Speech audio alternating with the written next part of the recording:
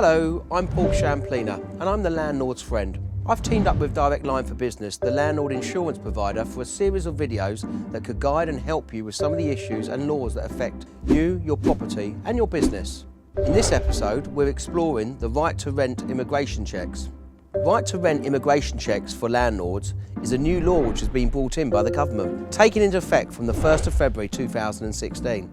It's therefore a good idea to be up to speed with what this means for you, so listen carefully.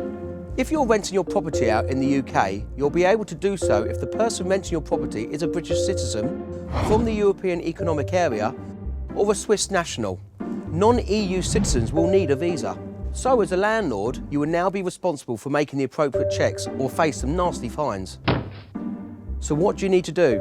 Here's my advice. The first stage is when you find a tenant. You need to thoroughly check all the documents before they move into your property. Check their original passport, their permanent resident and right to stay documents, and make copies and keep them in a safe place. This is really important. If your prospective tenant is a foreign national currently living abroad, you can ask them to email you documents beforehand. If you use a tenant referencing company, you still need to see the original documentation. It's imperative you keep abreast of your tenant status relating to permission to stay in the UK.